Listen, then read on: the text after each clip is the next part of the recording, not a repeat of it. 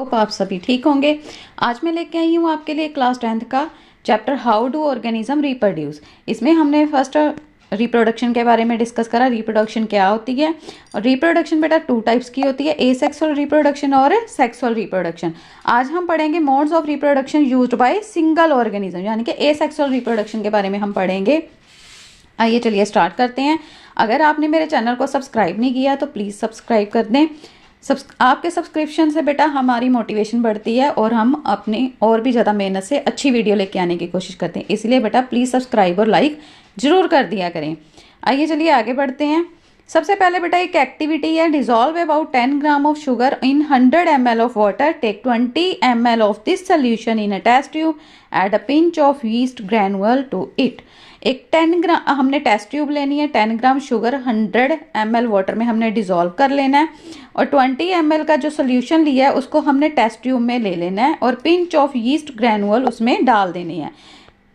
Put a cotton plug on the mouth of the test tube, और test tube को हमने किससे करना है, कॉटन प्लग से बंद कर देना है। जैसे ये एक टेस्ट ट्यूब है, इसमें सोल्यूशन लिया और हमने क्या डाल दिया, यीस्ट सेल डाल दिए और इसमें और क्या कर दिया, इसको कॉटन से बंद कर दिया। Keep it in a warm place, इसको एक गर्म जगह पे रख देना है। After 1 or 2 hours put a small drop of yeast culture from the test tube on a slide and cover it with the cover slip. 1 to 2 hours के बाद आपने क्या किया, जो टेस्ट ट्यूब ली थी इससे एक ड्रॉप बाहर ली, उसको आपने स्लाइड पे लिया, उसके ऊपर कवर स्लिप रख दी और उसको अंडर द माइक्रोस्कोप हम सीन करेंगे। हमें क्या देखने को मिलेगा बेटा, यीस्ट की रिप्रोडक्शन उसमें देखने को मिलेगी।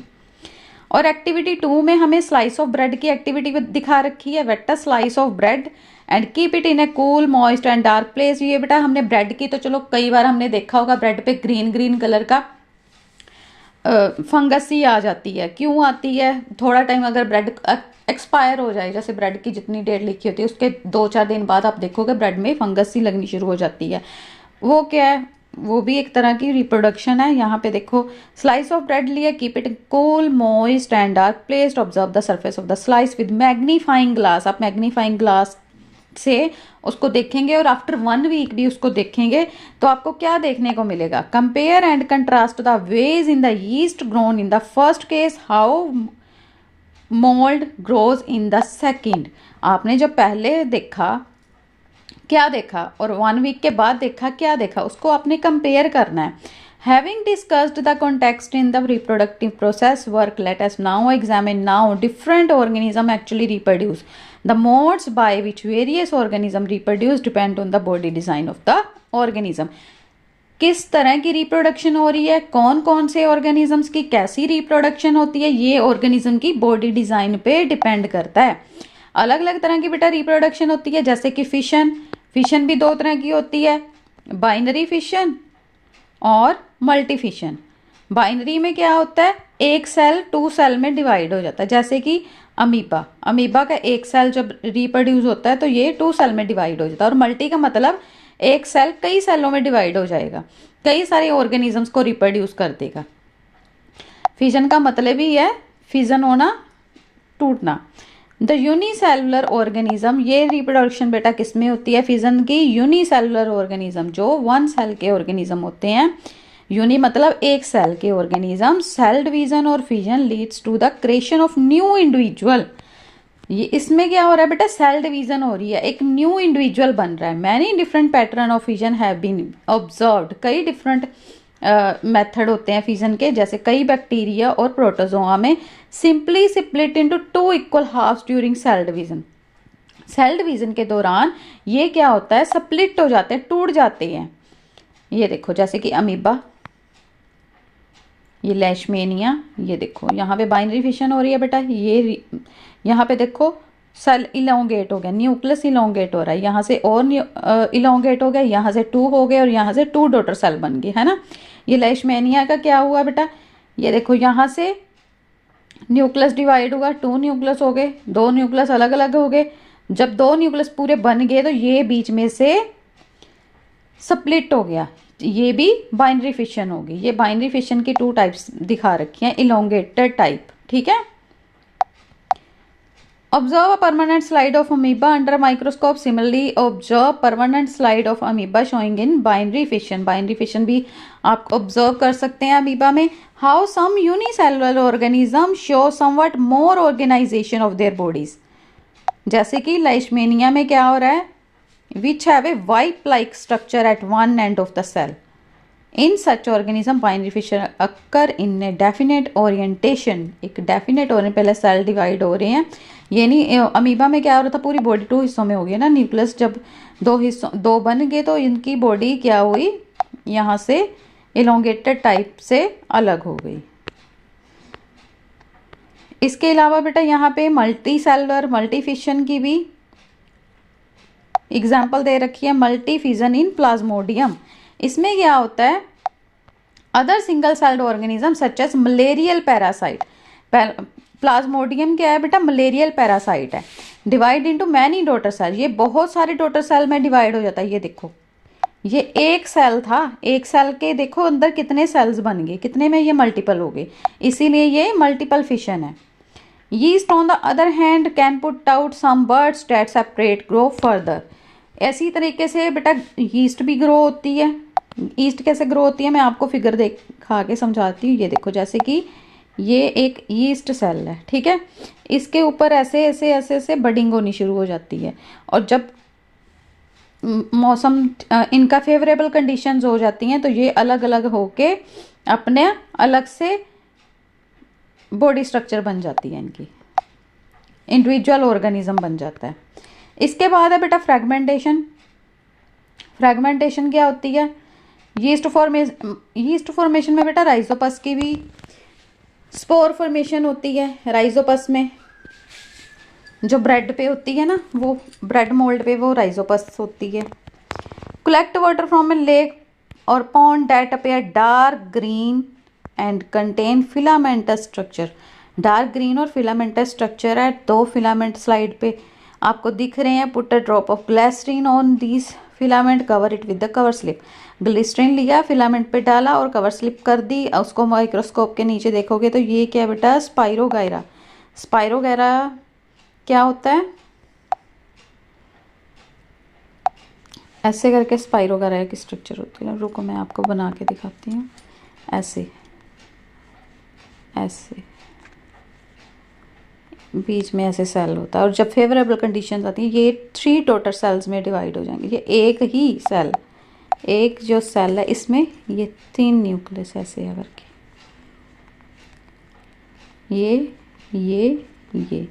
ये बाद में अलग अलग हो जाते हैं, ठीक है. स्पाइरोगायरा की स्ट्रक्चर ऐसे रहती है. अगर आपको बेटा इसके नोट्स चाहिए, नोट्स में आपको समझना है तो मेरे पास नोट्स भी है. आप मेरे टेलीग्राम चैनल है उसको ज्वाइन कर लो और वहाँ पे आपको इसके नोट्स भी मिल जाएंगे. ये तो मैं तो आप ये टॉपिक एनसीईआरटी से कवर करा रही हूँ, लेकिन इसके नोट्स भी है. नोट्स में अलग अलग फिगर आपको दिखा रखी है, अलग अलग तरह की कैसे रिप्रोडक्शन होती है, यीस्ट में रिप्रोडक्शन कैसे हो रही है, राइजोपस में कैसे हो रही है, स्पाइरोगायरा में कैसी हो रही है, वो सारा प्रोसेस उसमें अच्छे से क्लियर किया हुआ है.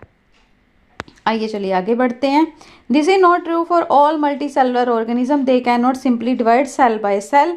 The reason is that many multicellular organisms, as we have seen, are not simply a random collection of cells. Specialized cells are organized as tissue and tissues are organized into organs. अब हमने तो पढ़े अभी तक unicellular organisms के बारे में, लेकिन जो मल्टी सेलुलर ऑर्गेनिजम्स हैं उनमें रिप्रोडक्शन कैसे होती है. उनमें तो कई तरह के सेल्स होते हैं. सेल किससे बने रहते हैं, टिश्यू से. टिश्यू किससे सेल से क्या बनता है बेटा, टिश्यू बनता है. जैसे ये सिंगल सेल है, सिंगल सेल ने मिलके क्या बना लिया, टिश्यू बना लिया, है ना. टिश्यूज ने मिलके क्या बना लिया, ऑर्गन बना लिया. कोई भी ऑर्गन, हमारी बॉडी में ऑर्गन सिस्टम है ना, ऐसे ही प्लांट्स में भी ऑर्गन सिस्टम रहता है. जैसे स्टेम रहती है, कई प्लांट्स के अलग अलग पार्ट्स रहते हैं, अलग अलग पार्ट से अलग अलग तरह की रिप्रोडक्शन होती है. प्लांट्स में बेटा वेजिटेटिव प्रोपेगेशन होती है, वेजिटेटिव टाइप ऑफ रिप्रोडक्शन होती है. उसके रूट से प्लांट रिप्रोड्यूस किया जा सकता है, लीव से किया जा सकता है.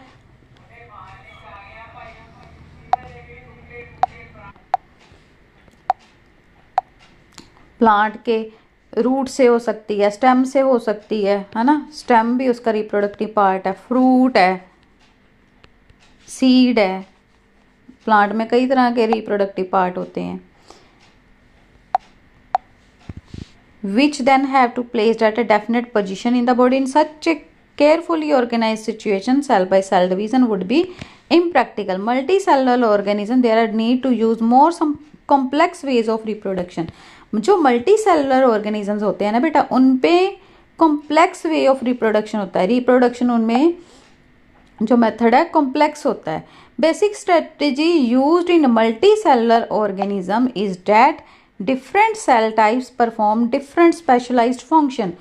जो सेल है, सेल ने मिलके क्या बनाया, टिश्यू बनाया, टिश्यू ने मिलके क्या बनाया, ऑर्गन बनाया, ऑर्गन सिस्टम बनाया। ये जो अलग अलग टाइप के, जैसे ह्यूमन बॉडी है, इसमें अलग अलग टाइप के सेल्स हैं और उन सेल्स का अलग अलग फंक्शन है। ये तो है नहीं कि एक ही टाइप के सेल मिल रहे हैं और एक ही टाइप का फंक्शन कर रहे हैं, नहीं, हमारी ह्यूमन बॉडी में अलग अलग टाइप के सेल्स हैं और अलग अलग सेल्स अलग अलग फंक्शन को परफॉर्म कर रहे हैं। Following this general pattern, reproduction in such organism is also the function of a specific cell type. How is the reproduction to be achieved from a single cell type if the organism itself consists of many cell types? अगर organism single cell है तो उसमें कैसा system होगा? Answer is that there must be a single cell type in the organism that is capable of growing, proliferating and making other cell type under the right circumstances. सही हालात के अनुसार उसमें ग्रोइंग होगी और रिप्रोडक्शन होगी। आगे है बेटा regeneration.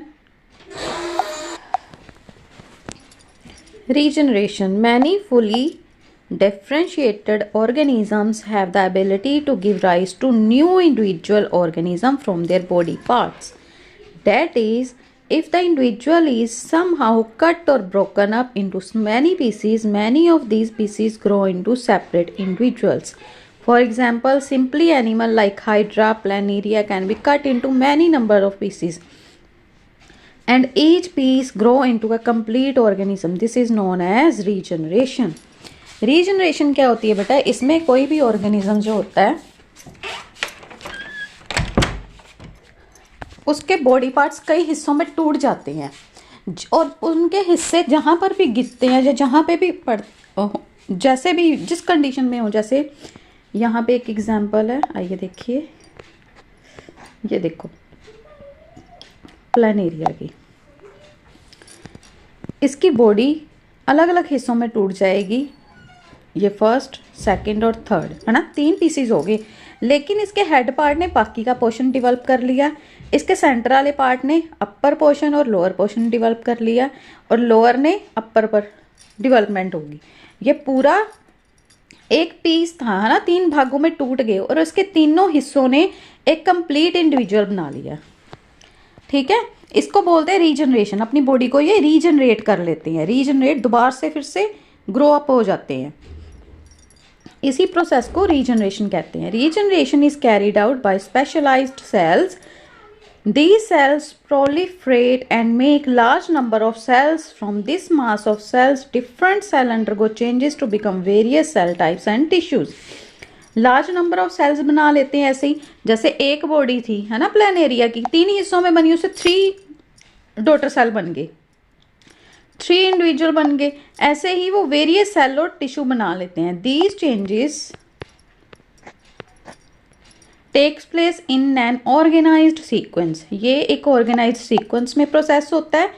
Regeneration is not the same as reproduction. Regeneration reproduction के जैसे नहीं है, इसमें कई organism would not normally depend on being cutting up to be able to reproduce. हर एक ऑर्गेनिज्म अपने कटे हुए हिस्सों को दोबारा से रिप्रोड्यूस नहीं कर सकता।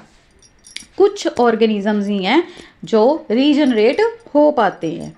नेक्स्ट है बेटा बडिंग। बडिंग में क्या होता है, organism such as Hydra use regenerative cells for reproducing in the process of budding. Hydra में क्या होता है, एक बड डेवलप हो जाता है हाइड्रा में, outgrow due to repeated cell division. जब रिपीटेड सेल डिवीजन होती है तो उस पर एक बड से ग्रो होने लग जाता है। ये देखो यहाँ पे हाइड्रा में आउटग्रोथ हो रही है बड की, बड फॉर्मेशन हुई, ये पूरा डॉटर हाइड्रा डेवलप हो गया तो ये क्या होगा, डिटैच हो जाएगा अपनी पेरेंट बॉडी से। ठीक है, पेरेंट बॉडी मतलब जिससे वो बड अटैच हुआ, ये पेरेंट बॉडी होगी और ये डॉटर सेल हो गया है ना। ठीक है,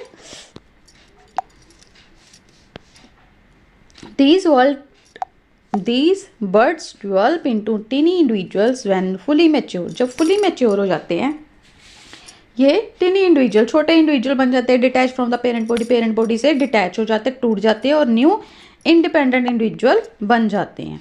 नेक्स्ट है बेटा वेजिटेटिव प्रोपेगेशन। वेजिटेटिव प्रोपेगेशन किस में होती है? प्लांट्स में।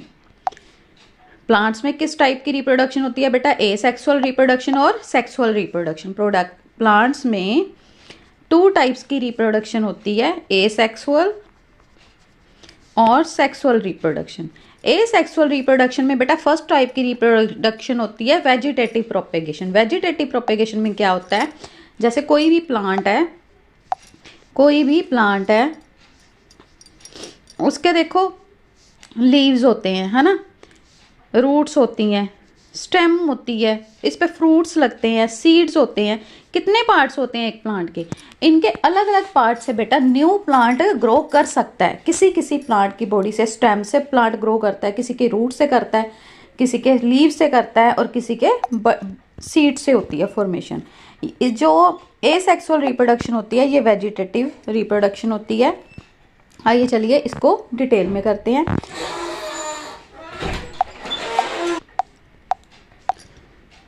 There are many plants in which parts like roots, stem, leaves develop into new plants under appropriate conditions.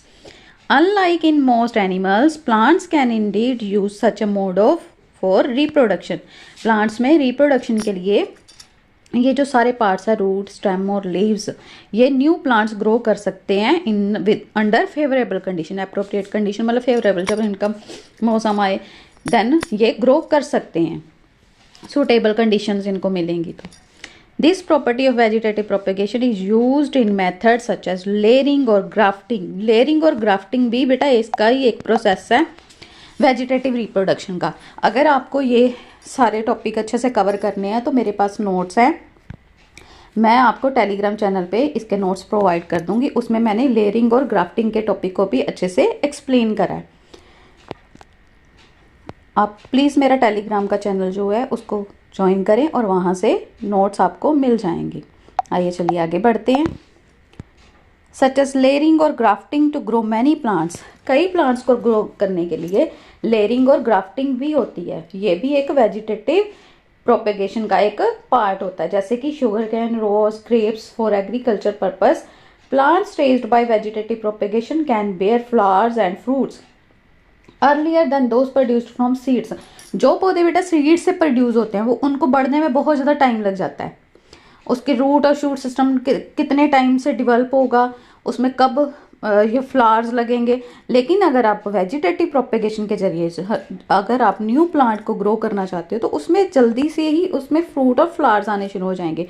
For example आप लेयरिंग कर रहे हो, ग्राफ्टिंग कर रहे हो, स्टेम कटिंग, जैसे आपने देखा होगा आम घरों में ना रोज की तो वैसे ऐसे करते हैं। रोज की क्या करते हैं, एक स्टिक उसकी स्टेम लगा लेते हैं रोज की, तो उससे ना न्यू प्लांट ग्रो करता है और उसमें छोटे ही प्लांट में फ्लावर लगने शुरू हो जाते हैं। अगर आप उसके सीड को आप बीजोगे तो उसमें बहुत टाइम लग जाता है प्लांट ग्रो होने में। अगर आप उसकी स्टेम लगा दोगे तो वो जल्दी से ग्रो कर जाएगा और उसमें फ्लावर्स और फ्रूट्स ईजिली आ जाते हैं। Such method also make possible the propagation of plant such as banana, orange, rose and jasmine. इसके अलावा और कई प्लांट बता दिए, बनाना, ऑरेंज, रोज और जास्मिन। ये सारे प्लांट्स को भी हम वेजिटेटिव प्रोपेगेशन के जरिए इनको ग्रो कर सकते हैं।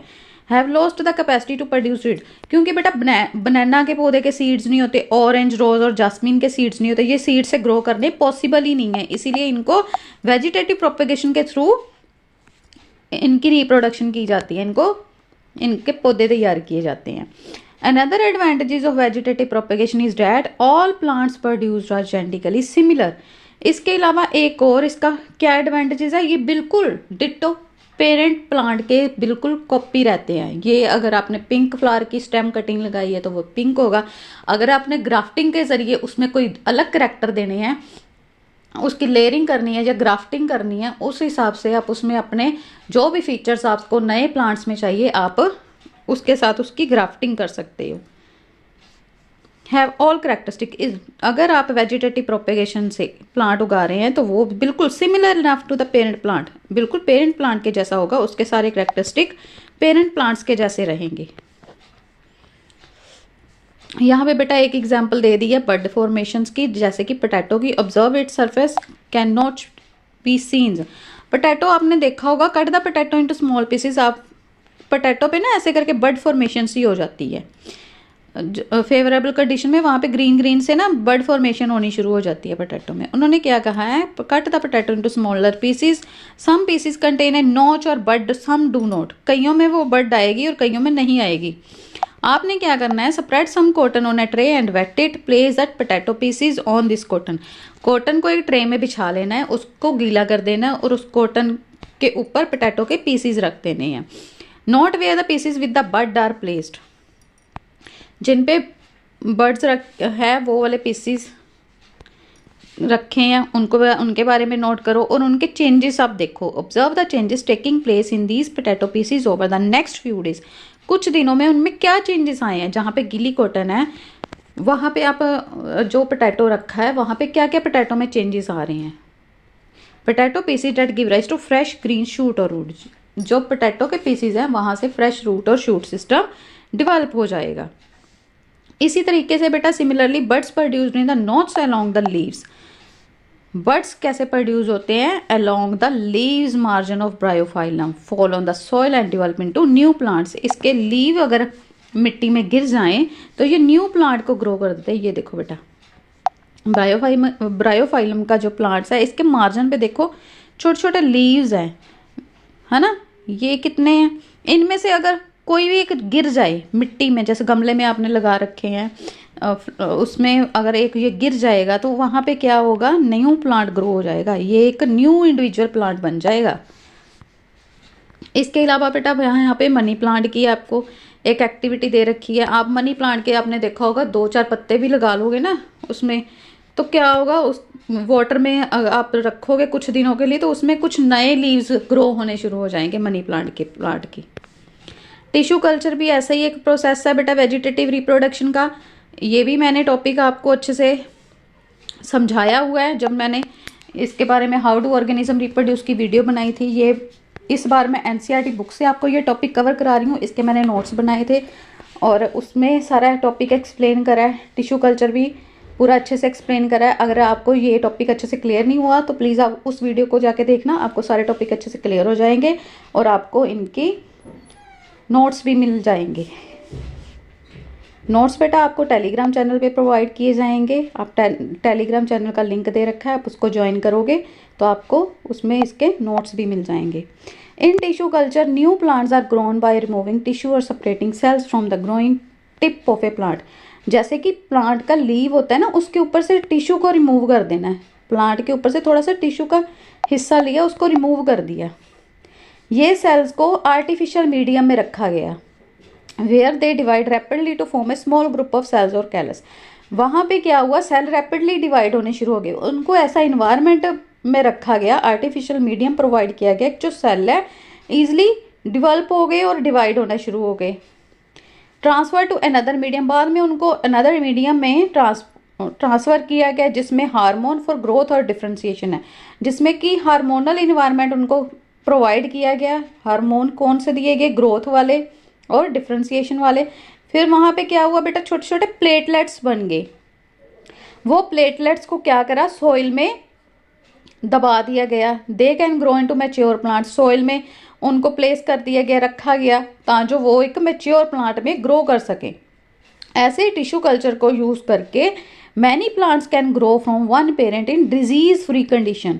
कई प्लांट्स को पेरेंट में जो डिजीज लगे रहते हैं ना पेरेंट प्लांट में, उससे फ्री होने के लिए उसके वो करैक्टर जो भी डिजीज है उनको रिमूव करने के लिए ये टिश्यू कल्चर से प्लांट्स को ग्रो किया जाता है। This technique is commonly used for ornamental plant.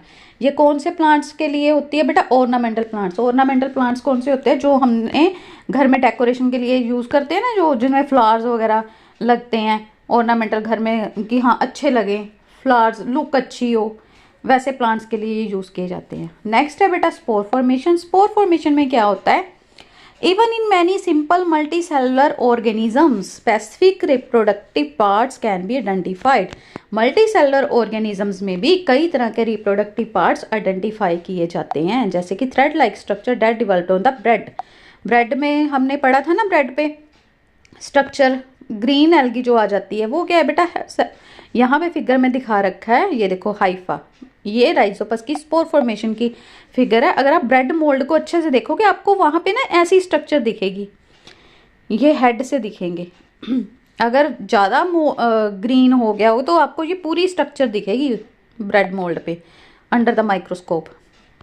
They are not reproductive part. Bread mould पे जो हाइफा रहते हैं वो रिप्रोडक्टिव पार्ट नहीं रहते, but they tiny blob on a stick structure are involve in the reproduction. इन पे यहाँ पे जो ब्लॉब बने हुए हैं, ये जो सोलन पार्ट है राइजोपस का, इसमें देखो ब्रीक ब्रीक क्या होते हैं, स्पोर्स होते हैं, और अंडर फेवरेबल कंडीशन ये डेवलप हो जाते हैं न्यू सेल्स में, ठीक है। The blobs are sporangia which contain cells or spores that can eventually develop into new rhizopus individual. Spores are covered by a thick wall that protect them until they come into contact with another moist surface and can begin to grow. ये spores जो होते हैं ना बेटा, इसकी जो covering रहती है बहुत ही ज़्यादा थिक रहती है, वो प्रोटेक्ट करके रखती है स्पोर्स को।